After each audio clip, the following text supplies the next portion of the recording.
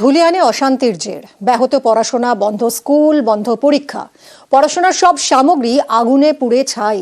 স্কুলের পোশাক, বই, ব্যাগ পুড়িয়ে দেওয়া হয়েছে। ধুলিয়ানের দুটো বড় স্কুলে পুলিশ এবং কেন্দ্রীয় বাহিনীর ক্যাম্প বসানো হয়েছে। সিলেবাস শেষ করানো নিয়ে চিন্তায় শিক্ষকরা।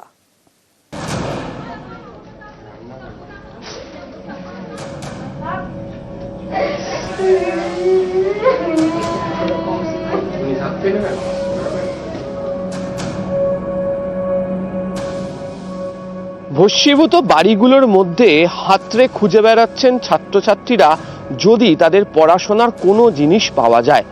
এখানে অবশ্য খুঁজে পেতে পাওয়া যেতে পারে, সেটা হচ্ছে দুদিন আগেই শেষবারের জন্য যে পরীক্ষা ছাত্রছাত্রীরা দিয়ে এসেছিলেন, ডিগ্রি হাই স্কুলের ভূগোলের প্রশ্নপত্রের পোড়া অংশটি স্কুলে নিয়ে যাওয়ার, পরীক্ষা দিতে যাওয়ার জন্য যে বোর্ড, তাতে সেভাবেই আটকে রয়েছে, আর বাকিটা পুড়ে গিয়েছে। ছড়িয়ে ছিটিয়ে গোটা গ্রামের একাধিক বাড়িতে রয়েছে হচ্ছে স্কুলের পোড়া পোশাক, স্কুলের থেকে দেওয়া যে ব্যাগ, তার পোড়া অংশ সবই পুড়ে গেছে। এবার মাধ্যমিক পরীক্ষা দিলাম, মাধ্যমিক পরীক্ষা কোনো কাগজপত্র কিছুই নেই। এবার 11 ভর্তি হবো, সেরকম কিছু জিনিস নেই। বাড়িতে বইপত্র, ব্যাগ ট্যাগ সব কিছু ছিল, সব কিছু পুড়ে গেছে। দেখুন, ডকুমেন্টস বলতে ছেলে মেয়ের বই, খাতা, নথিপত্র, জন্ম সার্টিফিকেট, আধার সার্টিফিকেট কিছুই নাই, সবই পুরে ছাই হয়ে গেছে। টাকা পয়সা, দলিলপত্র, ঘর বাড়ি সবই জ্বালিয়ে দিয়েছে। বিছান কাঁথা একটা কিছুই টানতে পারিনি। এখানকার জিনিসপত্র তো সবই জ্বালিয়ে দিয়েছে। ঝগড়া ঝামেলা লেগে বন্ধ আছে স্কুল এখনো।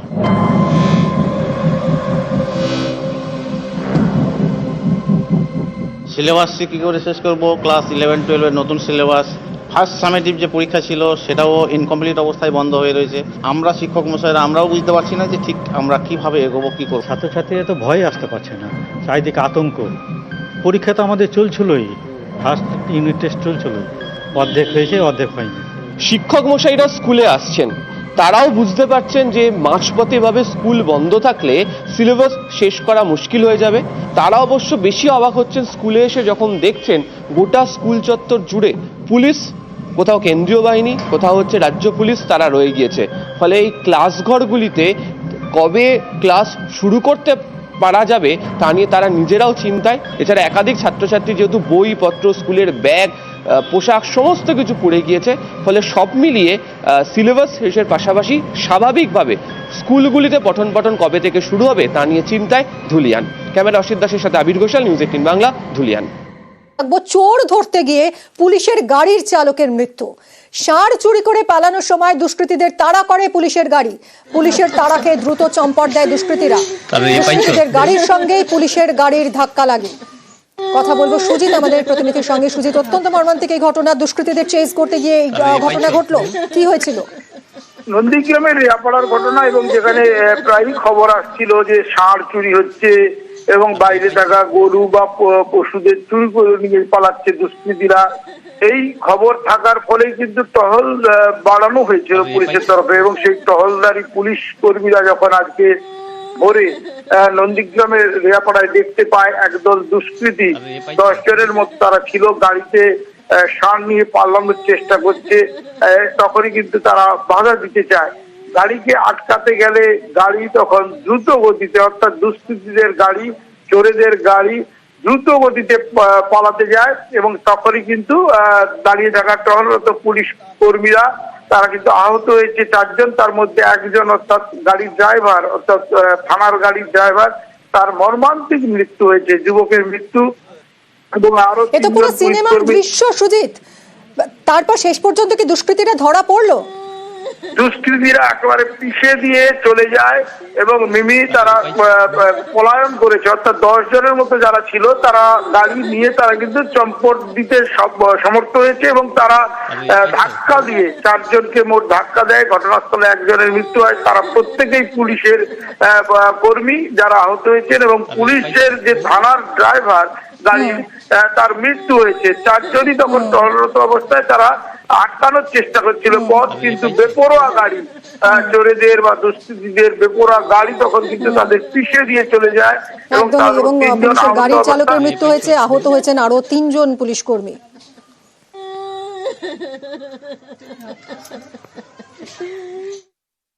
গতকালের পর আজ ফের রেল অবরোধ। শিয়ালদা দক্ষিণ শাখায় যাত্রী বিক্ষোভ, উত্তর রাধানগর স্টেশনে রেল অবরোধ, মহিলা কামরা বাড়ানোয় যাত্রীদের একাংশের ক্ষোভ, আর সকাল থেকেই তাই বিক্ষোভ অবরোধ।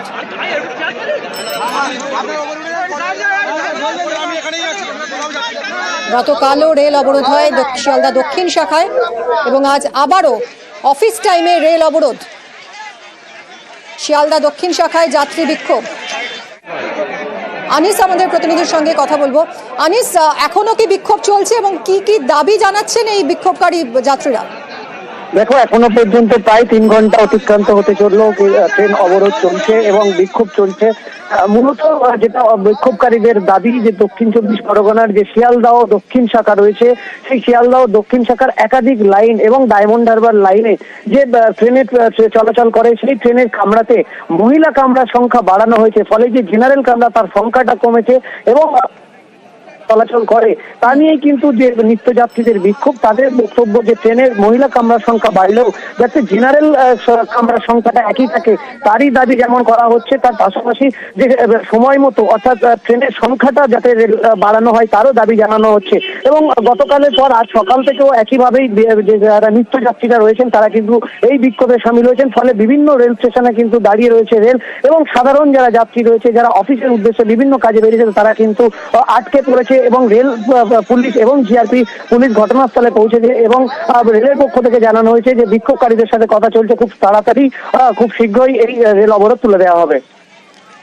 ধন্যবাদ আনিস। আমরা যাবো কোথায়? লেডিস বাড়াক না, ট্রেন বাড়াক, লেডিস বাড়াক, সোনারপুরে ধরে ফাইন করছে, শিয়ালদাতে উঠতে দিচ্ছে না, আমরা ট্রেনে উঠতেই পারছি না। আমাদের বগি বাড়াক, লেডিস করুক, আমাদের বগি আমাদের থাক, জেনারেল যেমন আছে তেমন থাক, লেডিস বাড়াক, এক্সট্রা ট্রেন দিক, লেডিস ওটার লোক নেই, ওটার লোক নেই, সেই লেডিস ভাগে যাচ্ছে, আমরা যাবো কোথায়? লেডিস বগি একটা বাড়িয়েছে ভেন্ডারের পাশে, যার জন্য এই বিক্ষোভটা হচ্ছে। আমরা চাই আমাদের ট্রেন যেমন ছিল তেমন থাক, লেডিস বাড়ানোর প্রয়োজন হলে একটা বগি এক্সট্রা করুক, নইলে ট্রেন আগিয়ে আনুক, 15 মিনিট অন্তর বা আধ ঘন্টা অন্তর অন্তর একটা ট্রেন করুক, যাতে সাধারণ মানুষের অসুবিধা না হয়। যতক্ষণ না আমাদের আন্দোলন মেনে নেবে আমরা এই বিক্ষোভ চালাতে থাকব। हमने जो 9 की जगह 12 किए, तो फीमेल के साथ साथ हमने मेल के भी 2.5 डिब्बे बढ़ाए हैं।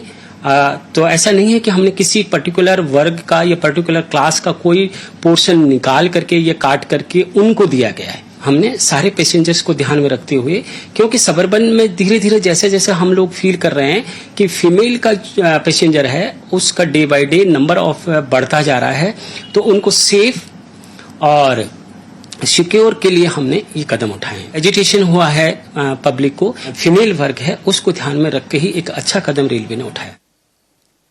ওয়াকফ বিরোধিতায় অশান্তিতে উদ্বিগ্ন সুপ্রিম কোর্ট। অশান্তিতে উদ্বিগ্ন প্রধান বিচারপতি সঞ্জীব খান্না। বিচারাধীন মামলা নিয়ে অশান্তি বাঞ্ছনীয় নয়, ওয়াকফ শুনানি পর্বে উদ্বেগ প্রকাশ করেছেন প্রধান বিচারপতি। কথা বলবো, নয়াদিল্লি থেকে রয়েছেন আমার সহকর্মী মৈত্রী। আজ তো ফের ওয়াকফ মামলা শুনানি রয়েছে, গতকাল কি কি পর্যবেক্ষণ ছিল সুপ্রিম কোর্টে? একেবারে দেখো, গতকাল প্রায় 2 ঘন্টারও উপরে বেশি সময় ধরে এই মামলার বিভিন্ন যারা আবেদনকারী ছিলেন তাদের বক্তব্য শোনে প্রধান বিচারপতির বেঞ্চ। প্রধান বিচারপতি সঞ্জীব খান্না ছাড়াও বেঞ্চে উপস্থিত ছিলেন বিচারপতি সঞ্জয় কুমার, বিচারপতি কেভি বিশ্বনাথন। দীর্ঘ শুনানির পর সুপ্রিম কোর্টের তরফ থেকে একটি অন্তর্বর্তীকালীন আদেশ দেওয়ার প্রস্তাব দেওয়া হয়, কিন্তু পিটিশনের আবেদনকারী যারা ছিলেন তাদের তরফ থেকে অনুরোধ করা হয়েছিল যে আজকে তারা আরো কিছু বিষয় তারা তুলে ধরতে চান, সেই বিষয়ে কথা বলার জন্য। এবং সেই সময় কিন্তু সুপ্রিম কোর্টের তরফ থেকে ওয়াকফ শুনানি পর্ব চলাকালীন যে হিংসার বিষয়টি নিয়ে উদ্বেগ প্রকাশ করা হয়। প্রধান বিচারপতি উদ্বেগ প্রকাশ করেন, প্রধান বিচারপতি সঞ্জীব খান্না তিনি তার পর্যবেক্ষণে জানান যে বিষয়টি যখন বিচারাধীন রয়েছেন তখন হিংসার ঘটনা বাঞ্ছনীয় নয় এবং এই ঘটনাকে উদ্বেগজনক বা ডিস্টার্বিং বলেও মন্তব্য করেন বিচারপতি।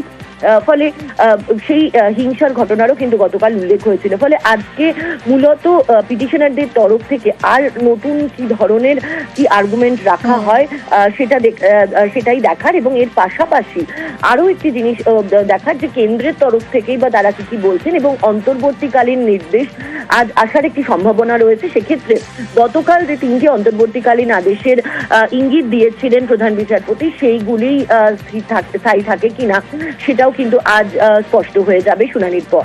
ধন্যবাদ মৈত্রী।